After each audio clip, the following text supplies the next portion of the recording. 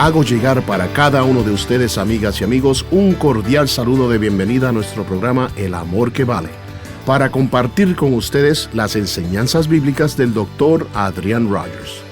¿Tiene dificultades? ¿Está sufriendo algún dolor emocional?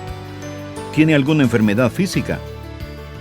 Amigo, este sendero espinoso por el que caminamos es el resultado del pecado. La cama de espinos en la cual dormimos es consecuencia del pecado.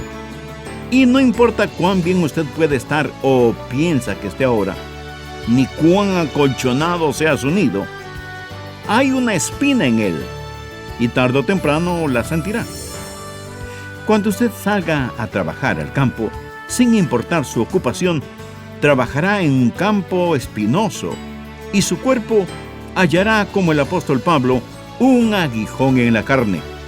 Usted conocerá la enfermedad, el sufrimiento, el dolor, porque algo le sucedió a la creación. Hoy estudiaremos la corona, la de espinas, la que le pusieron al Señor Jesús antes de crucificarle. Como lo acabamos de escuchar, el tema de nuestro estudio bíblico de hoy será la corona. Y no nos referimos a una hermosa diadema, ni a una corona real de oro incrustada con toda clase de piedras preciosas, sino una corona de espinas. A Jesús le pusieron en verdad una corona de espinas. Pero esto, con todo lo horrible que fue, no fue una coincidencia ni un accidente. El Dr. Adrian Rogers, en la voz del pastor Lenín de Llanón, nos entrega su mensaje, la corona. El Señor Jesús fue coronado con espinas, y aunque la idea de hacerlo nació en una mente enfermiza, aunque esto haya sido una burla cruel, un acto malévolo de odio y rebelión, no fue una coincidencia ni un accidente. El que Jesús haya sido coronado con espinas fue parte de un drama escrito antes de que el mundo fuese puesto en órbita. El que Jesús haya sido coronado con espinas conlleva un mensaje indescriptiblemente glorioso y maravilloso. Sabemos cómo Jesús fue llevado ante la corte de Pilato y cómo Pilato trató de lavarse sus manos para no tomar una decisión, permitiendo que Jesús fuese azotado. Tomaron un fiero látigo que desgarró su espalda. Luego lo ataron a un poste. El flagelo era tal que, si los hombres no eran fuertes, morían al ser azotados. Cuando terminaron de azotar a Jesús, le pusieron un manto escarlata y una caña de bambú en su mano como cetro. Posteriormente tomaron una corona de espinas, ensartándosela en su frente, y después lo golpearon en la cabeza. No había rubíes en esa corona. Los únicos rubíes eran las gotas rojas de la sangre del Hijo de Dios. Por favor, tomen sus Biblias y busquen Mateo capítulo 27. Comenzaremos a leer en el versículo 26. Está hablando de Pilato y dice: Entonces le soltó a Barrabás, y habiendo azotado a Jesús, le entregó para ser crucificado. Entonces los soldados del gobernador llevaron a Jesús al pretorio y reunieron alrededor de él a toda la compañía, y desnudándole, le echaron encima un manto de escarlata, y pusieron sobre su cabeza una corona tejida de espinas, y una caña en su mano derecha. E hincando la rodilla delante de él, le escarnecían, diciendo: «Salve, Rey de los judíos». Y escupiéndole, tomaban la caña y le golpeaban en la cabeza. Después de haberle escarnecido, le quitaron el manto, le pusieron sus vestidos y le llevaron para crucificarle. ¿Está usted preparado para escuchar unas verdades maravillosas? ¿Quiere saber por qué dije que esto no fue coincidencia, ni un accidente? Que Dios permitiera que esto sucediera, y aunque llevado a cabo por las manos de hombres malvados, era parte del magnífico plan del Dios Todopoderoso. Deseo que estudiemos varias verdades. La primera es el misterio sagrado de esa corona. El misterio sagrado de esa corona. Por un lado, esta corona procedió del pensamiento psicópata de un soldado romano, una cruel burla. Pero por otro lado, en ella existía un misterio conocido por el corazón y la mente de Dios. ¿De qué habla una corona de espinas? simboliza la maldición que está sobre la humanidad, sobre usted, sobre mí, sobre todos, por el pecado. Cuando Dios creó la humanidad, Él puso al hombre en un huerto. Y en el huerto del Edén no había espinas, ni cardos, ni zarzales. La primera rosa que floreció sin espinas. Cuando Adán recogía zarzamoras, no tenía que batallar con los zarzales como nosotros. Aún no existían las espinas. Anoten en el margen de su Biblia, Génesis capítulo 3, versículo 17. Aquí nuestro Señor habla de la maldición que cayó sobre Adán y Eva a causa de su pecado, de su desobediencia a Dios. Génesis 3, versículo 17. Maldita será la tierra por tu causa. Con dolor comerás de ella todos los días de tu vida. Ahora escuche el versículo 18. Espinos y cardos te producirá, y comerás plantas del campo. Con el sudor de tu rostro comerás el pan. Aquí es cuando las espinas y los cardos comenzaron a crecer en el planeta Tierra. Estos son una evidencia visible de la maldición del pecado sobre la humanidad. Por favor, anote también Hebreos capítulo 6, versículo 8. Pero la que produce espinos y abrojos es reprobada. ¿Lo escuchó? Pero la que produce espinos y abrojos es reprobada, está próxima a ser maldecida, y su fin es el ser quemada. Jesús llevaba esas espinas, Jesús cargó con esa corona. Si Adán no hubiera pecado, las espinas nunca hubieran crecido sobre esta tierra. Jesús llevó esa corona porque Él cargó con esa maldición, Él cargó con la maldición. Las espinas que Jesús llevó sobre su cabeza hablan de tribulación, de dolor, de la muerte que conlleva el pecado. ¿Tiene dificultades? ¿Está sufriendo tal vez algún dolor? ¿Conoce lo que es la enfermedad? Bien, este sendero espinoso por el que caminamos es el resultado del pecado. La cama de espinas en la cual dormimos es consecuencia del pecado, y no importa cuán bien usted puede estar o piense que esté ahora, no importa cuán bien acolchonado sea su nido, hay una espina en él y tarde o temprano la va a sentir.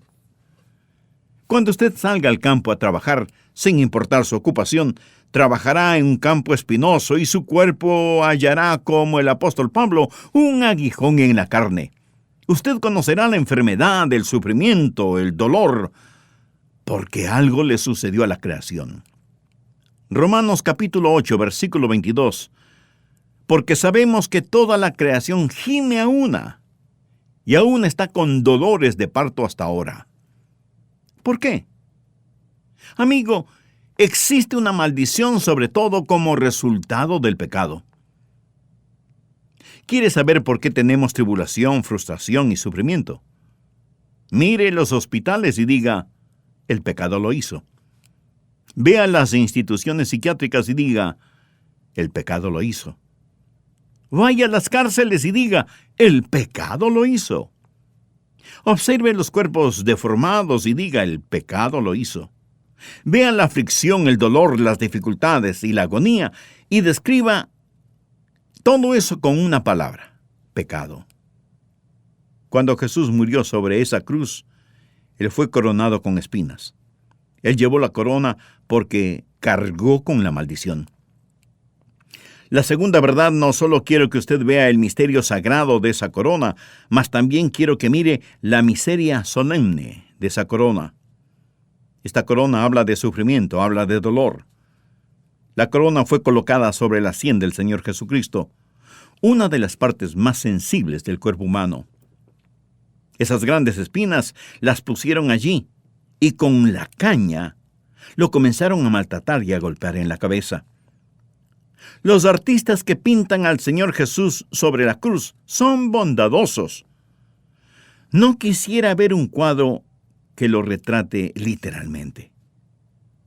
Su cara estaba tan brutalmente deformada que no se sabía si era la cara de un hombre o de un animal.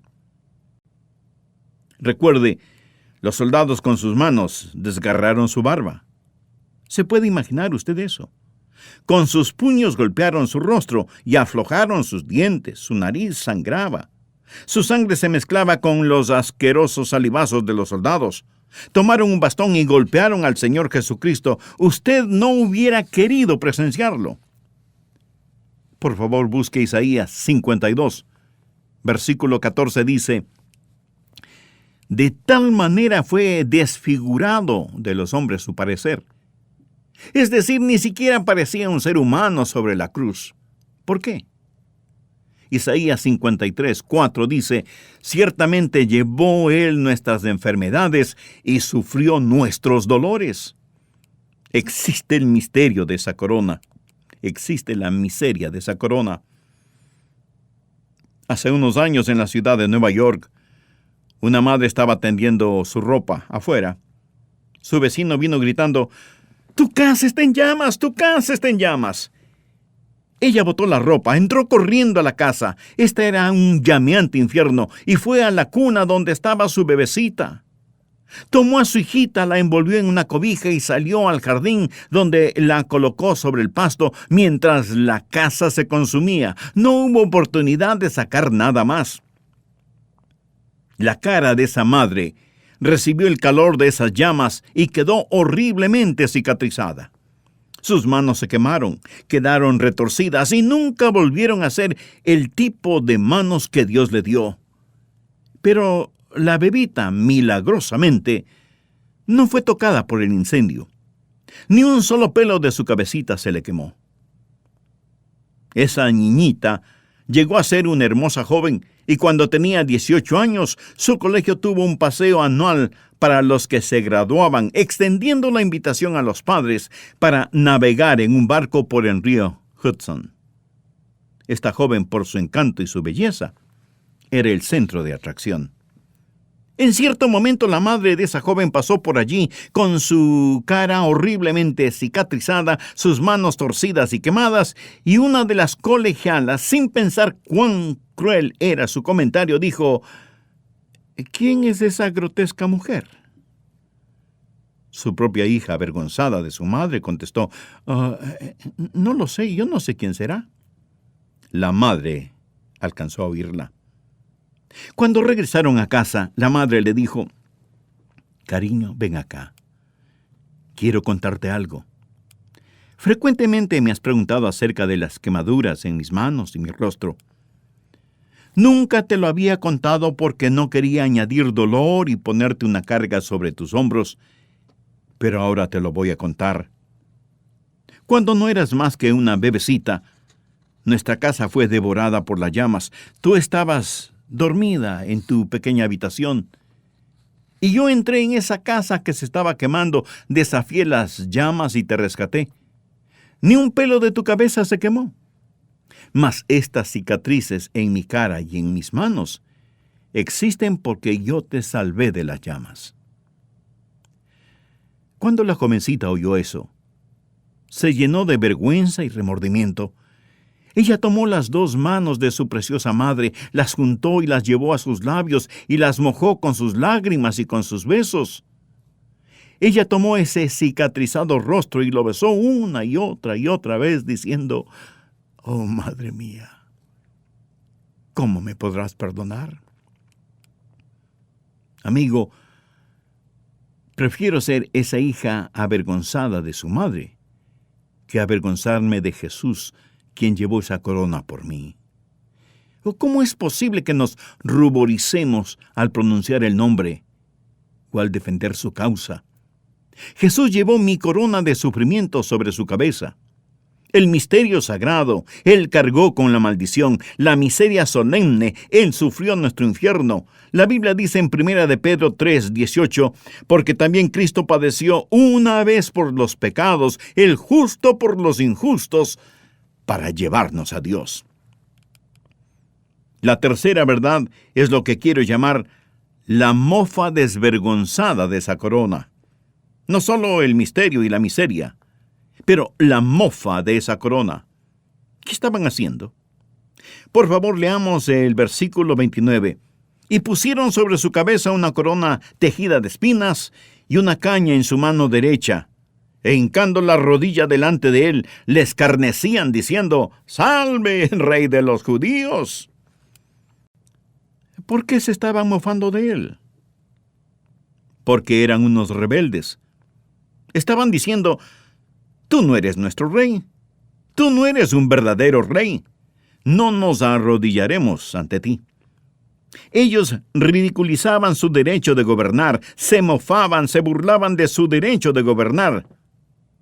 No le pusieron un manto morado que es señal de realeza, le pusieron un escarlata o rojo que simboliza el pecado. No le pusieron un cetro en sus manos, sino una caña. No le pusieron una diadema, sino una tosca corona de espinas. Y el homenaje que le rindieron fue el escupirle en la cara. ¿Se lo puede imaginar? Allí estaba el Señor de la Gloria, y le escupieron su rostro. La raíz de todo pecado no es lo malo que usted hace y que no debería hacer, o lo bueno que no hace pero que sí debería hacer. El pecado rehúsa arrodillarse ante el verdadero Rey. Estas otras cosas son solo el resultado. ¿Sabe usted lo que es el pecado? El pecado es rebelión, es poner su puño desafiante en el rostro de Dios. Deseo que escuche los primeros 3 versículos del Salmo 2, desde el versículo 1. ¿Por qué se amotinan las gentes? La gente se amotina cuando no sabe la respuesta. Y los pueblos piensan cosas vanas. Se levantarán los reyes de la tierra y príncipes consultarán unidos contra Jehová y contra su ungido. Esto significa contra su Cristo, diciendo: «Rompamos sus ligaduras y echemos de nosotros sus cuerdas». Es decir, no queremos que Cristo gobierne sobre nosotros. Cuando Jesucristo vino al mundo, nació en el mundo del gobierno romano, en el mundo de la cultura griega y en el mundo de la religión hebrea. Estos eran los mundos dominantes, y ellos lo rechazaron. En lugar de coronarlo con una diadema, le coronaron con espinas. Lo mismo está sucediendo hoy. En el mundo gubernamental se ha prohibido al Señor Jesucristo. Por ejemplo, en los Estados Unidos, donde se ha tenido una base cristiana judía, pasamos de un dilema a otro, de una crisis a otra, porque hemos cerrado la puerta, dejando afuera al único que puede resolver este caos. En el mundo de la cultura, ¿se puede imaginar hoy en día el ponerse de pie en una de nuestras grandes universidades y decir que Jesucristo es la respuesta? Hay lugar para el humanismo, para la blasfemia, para la fornicación, para la sodomía, para el adulterio, para el homosexualismo, pero no hay lugar para el Señor Jesucristo. Y la tan llamada cultura actual ha caído más bajo que la dignidad de las bestias salvajes. En el mundo de la religión, no inclinamos nuestras rodillas ante Jesucristo.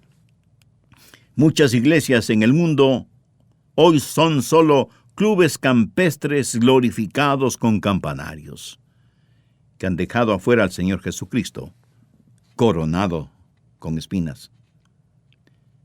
¿Cuántas iglesias hoy aún predican la Biblia, la sangre y la esperanza bendita de la segunda venida de nuestro Señor y Salvador Jesucristo?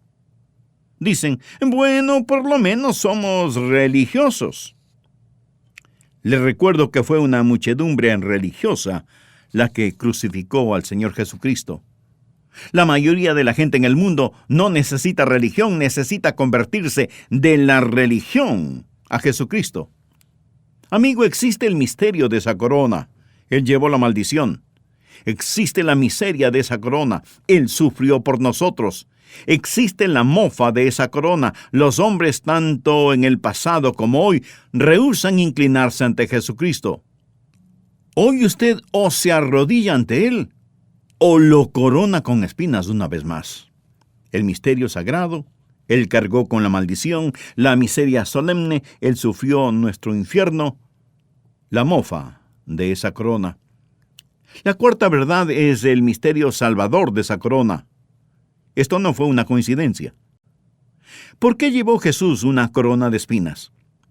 porque Dios nos está enseñando una lección. Segunda de Corintios capítulo 5, versículo 21. Al que no conoció pecado, por nosotros lo hizo pecado para que nosotros fuésemos hechos justicia de Dios en él. ¿Qué significa? Significa que mi corona de espinas, mi pecado, mi maldición fue puesta en la cabeza del Señor Jesucristo y Jesús recibió mi castigo. Por favor, présteme atención. Usted es un pecador y tan cierto como que me está escuchando, su pecado será castigado. Dios es un Dios santo y ha jurado por su santidad que todo pecado será castigado. Dios nunca ha permitido ni nunca permitirá que ni la mitad de un solo pecado quede impune. Su pecado será castigado. La única pregunta que debe honestamente hacerse es, ¿quién recibirá ese castigo, usted o Jesús? Ningún pecado será pasado por alto. El pecado será o perdonado en Cristo o castigado en el infierno. Pero el pecado nunca quedará impune. Por ello la Biblia dice en 2 de Corintios 5:21, al que no conoció pecado, por nosotros lo hizo pecado, para que nosotros fuésemos hechos justicia de Dios en él. Él cargó nuestros pecados. Él fue coronado con nuestro pecado. El Señor Jesús llevó el pecado a la cruz. ¿Ha pensado usted en esta extraordinaria realidad? Jesús puso su propia vida para librarle a usted, para librarme a mí de la culpabilidad de nuestros pecados. Por nosotros se hizo pecado. ¿Sabe usted dónde fue coronado Jesucristo con espinas?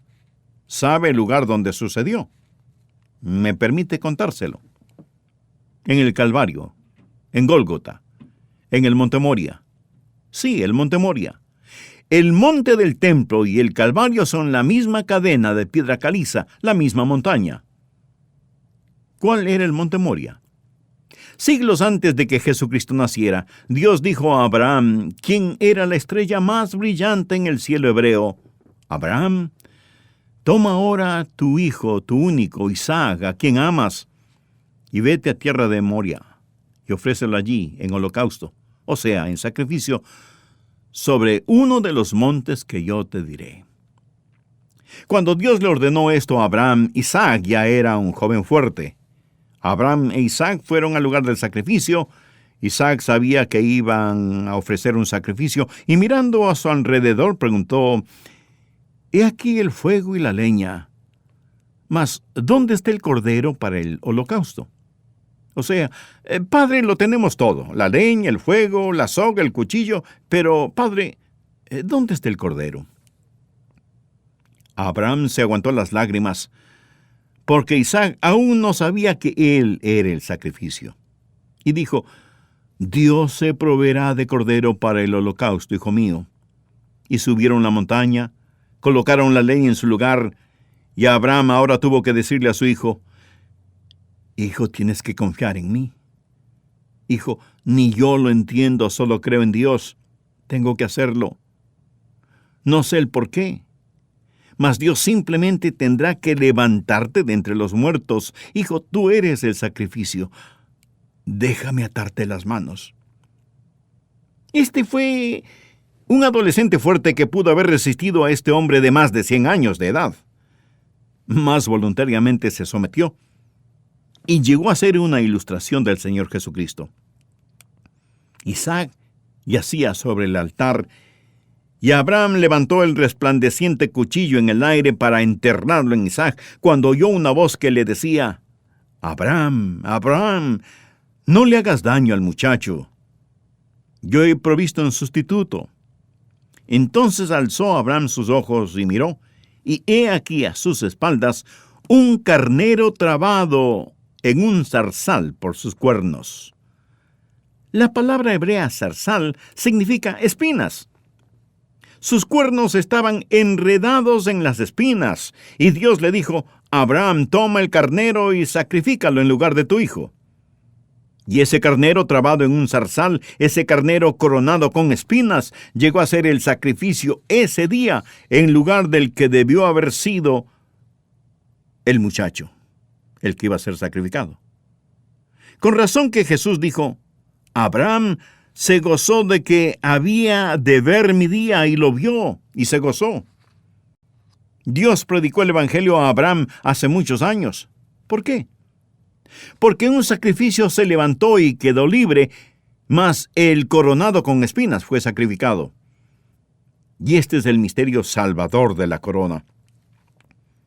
Escúcheme, Abraham edificó muchos altares.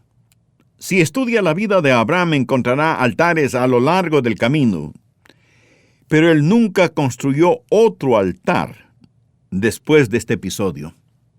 ¿Por qué? Porque este era el altar perfecto. Este ilustra el sacrificio perfecto. Amigo, después de la muerte de Jesucristo sobre esa cruz, no hay necesidad de otro altar. Porque con una sola ofrenda hizo perfectos para siempre a los santificados. El edificar otro altar es blasfemia. Consumado es. Está terminado, cancelado. Jesús pagó la deuda del pecado en su totalidad. Jesús lo pagó todo, y todo se lo debo a Él. El pecado dejó una marcha carmesí. Él lo lavó blanca como la nieve. Él cargó nuestra maldición con nuestros pecados a la cruz.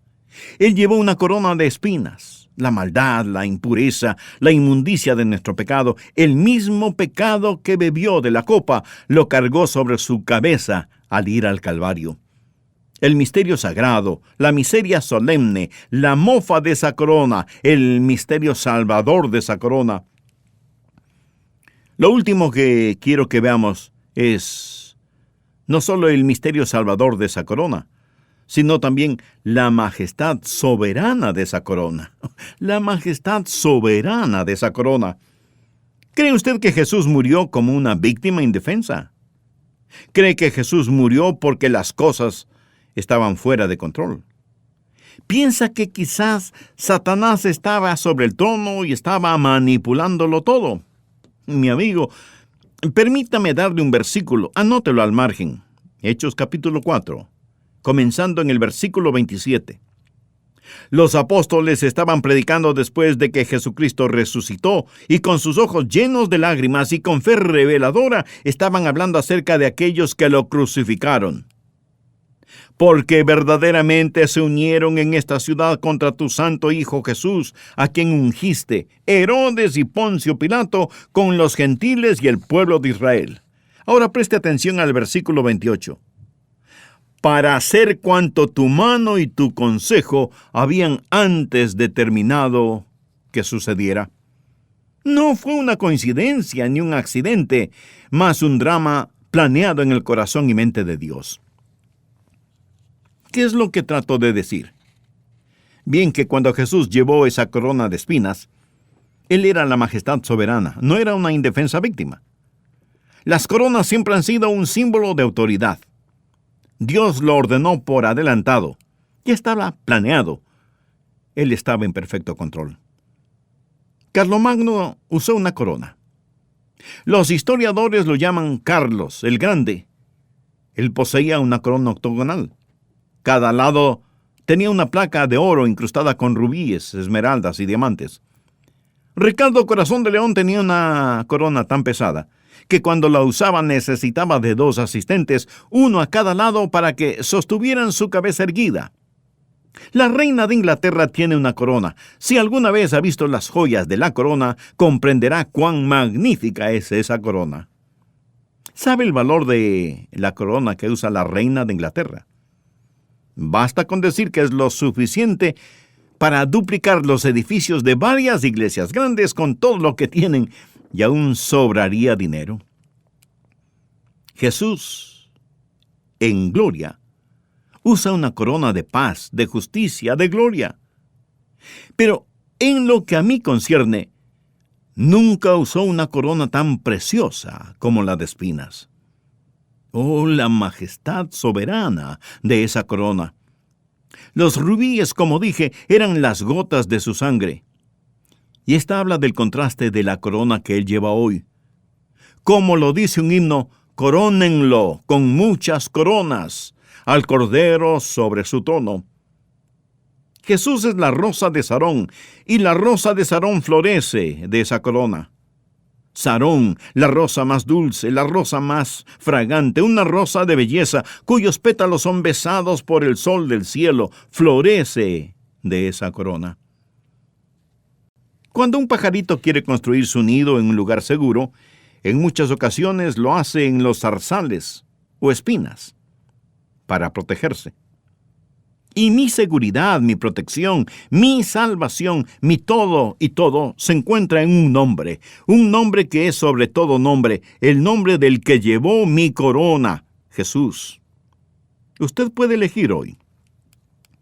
¿Sabe qué puede escoger? Usted puede escoger arrodillarse y rendirle honor a Jesús. O puede quitarle esa corona de espinas y ponérsela sobre su propia cabeza diciendo: yo cargaré con mi propia maldición. Yo pagaré por mis propios pecados. Yo sufriré y arderé en el infierno porque rehusé inclinarme ante el que me ama de tal forma. Usted elige. Jesús le ofrece a usted gracia admirable, amor maravilloso, y usted puede ser salvo. Existe el misterio de esta corona, la miseria de esta corona, la mofa de esta corona, el ministerio de esta corona y la majestad de esta corona. Yo sí quiero doblar mis rodillas y decir: salve, Rey Jesús. Aleluya, qué Salvador. Tal vez usted esté pensando: Pastor Rogers, si una persona puede saber que es salva, yo quiero saberlo. Si una persona puede salvarse, yo quiero salvarme. Dígame, pastor, ¿cómo puedo tener esa seguridad? Bien, la Biblia lo pone en forma simple, dulce, sencilla y sublime. Cree en el Señor Jesucristo y serás salvo. La palabra cree no quiere decir mera creencia intelectual. Significa confiar. Confiando, ore con todo su corazón de esta manera: oh Dios, soy un pecador y estoy perdido. Sé que no puedo salvarme a mí mismo. Jesús, tú eres el Hijo de Dios. Tú fuiste coronado con mis pecados y cargaste mis pecados en la cruz. Tú moriste por mí y Dios te resucitó de entre los muertos. Yo creo todo esto y te recibo. Te invito a entrar ahora en mi corazón. Ven a mi corazón. Doblo mis rodillas y te hago Señor de mi vida. Perdona mis pecados y sálvame. Sálvame, Señor Jesús.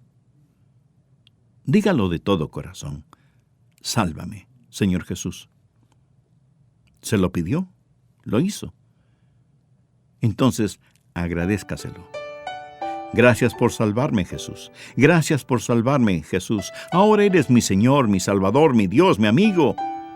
Y Señor Jesús, no me avergonzaré de ti. Dígaselo. No me avergonzaré de ti. Jesús, no lo haré porque tú cargaste con aquella dolorosa corona de espinas por mí. Oro en tu nombre. Amén.